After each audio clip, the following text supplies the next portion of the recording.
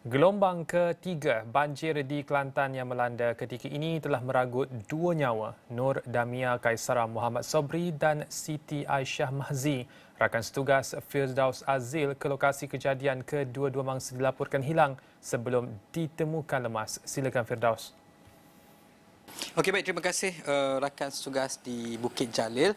Mungkin saya boleh kongsikan sebentar tadi ataupun awal hari ini Menteri Kesihatan Datuk Seri Dr. Zulkifli Ahmad telah melakukan lawatan, melakukan tinjauan di Pusat Pemindahan Sementara Sekolah Menengah Kebangsaan Baroh Pial yang juga menempatkan ramai juga mangsa-mangsa yang berlindung kerana mereka berada di sekeliling kampung ini juga antara kawasan yang terjejas teruk, dan selepas itu juga Dr. Zul juga telah pergi ke klinik kesihatan desa Baroh Pial untuk menyampaikan sumbangan, kerana mungkin saya boleh kongsikan sikit pada 24 Disember lepas berlaku insiden kejadian di mana dua kanak-kanak telah meninggal dunia akibat terjatuh di dalam sungai, iaitu mangsa merupakan Nur Damia Kaisar binti Muhammad dan juga Siti Aisyah binti Mahzi, yang mana kedua-duanya berusia 11 tahun. Dan saya turun ke kampung Petai Dusun untuk melihat sendiri kawasan kejadian, yang mana kalau saya boleh tunjukkan ini merupakan anak sungai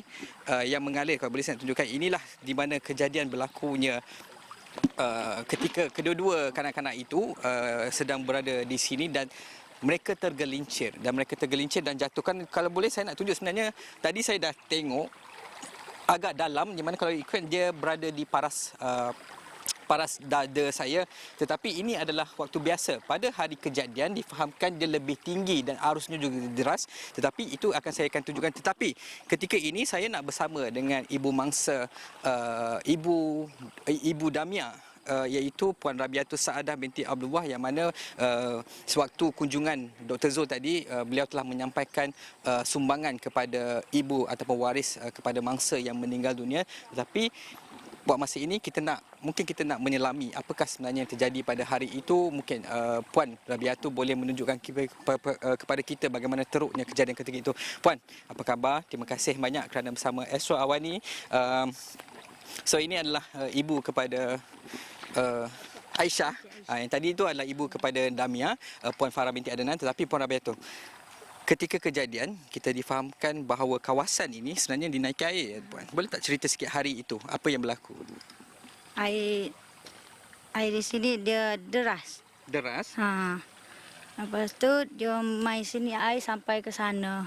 Dia main-main, tak tu menyanyi apa semua, dia tergelincir. Tergelincir. Dan inilah yang kata lokasi di mana Damia dan juga Aisyah tergelincir di sini. Dan juga difahamkan sewaktu kejadian pada petang 23 atau 24 Disember. 24 Disember. Dan kemudian ialah operasi mencari dan menyelamat sebelum ditemui kedua-duanya pada esok hari. Siti Aisyah awal lagi. Awal lagi pukul berapa tu? Dalam pukul 7 suku. 7 suku. Kemudiannya Damia? Damia pukul pagi. Ketika itu Puan berada di rumah lah. Ini adalah rumah Puan Rabiatul, kalau tengok belakang sana itu.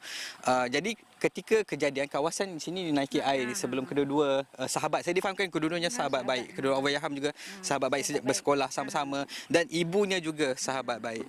Lepas tu waktu kejadian bagaimana? Terdengar jeritan ke macam mana? Dengan jeritan, adik dia pun beritahu tergelincir. Lepas tu saya berlari untuk menolong Siti Aisyah. Kira Puan sendiri terjun? Terjun ke air. Walaupun bahaya? Tapi tidak sempat tu Siti Aisyah fikirkan dua beradik lagi, adik dia. Ada dua beradik sedang berada di sini. Kemudian siapakah yang menjumpai mayat sebenarnya? Ayah kepada Damia Kaisara. Damia Kaisara yang menjumpai ayah dia. Itu pun esoknya. Tapi kalau jarak daripada sini jauh ke? Jauh jugalah. Okey. Jadi kalau anda dapat lihat, ini antara, kalau kita melalui kawasan ini, kalau saya berpandukan Waze ataupun Google Maps, kita tak akan nampak kawasan sungai yang terpapar, tetapi kalau saya lihatkan memang sudah ada anak sungai yang difahamkan mengalir daripada Sungai Kemahang di sebelah sana, dan kalau dapat lihat sebenarnya kawasan ini masih dikira berbahaya. Satunya kalau kita dapat melihat aliran air, orang kampung mengatakan bahawa kemungkinan air akan naik kembali.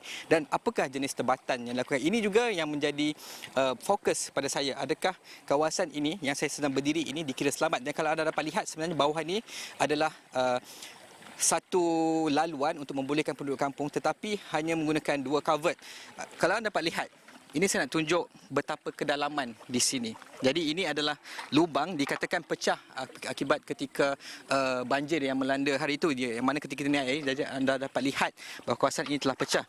Dan kalau boleh, ini adalah kedalaman di bawah.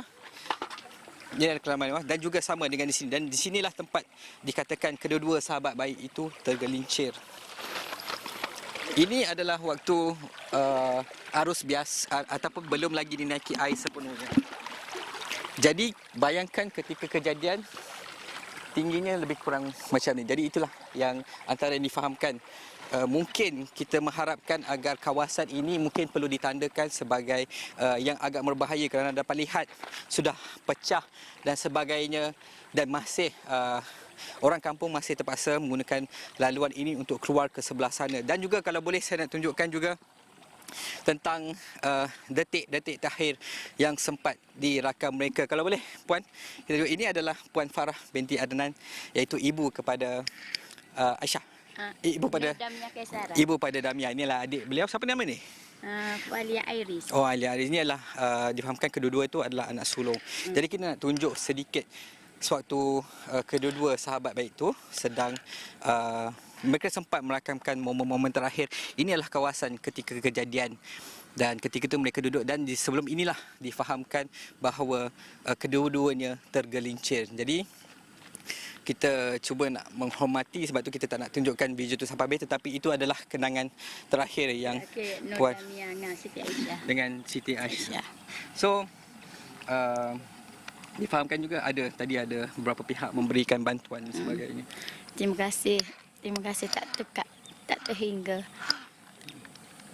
Mungkin ada juga nasihat untuk lebih berhati-hati, sebab kita tak nak lagi ada orang lain kehilangan nyawa orang tersayang.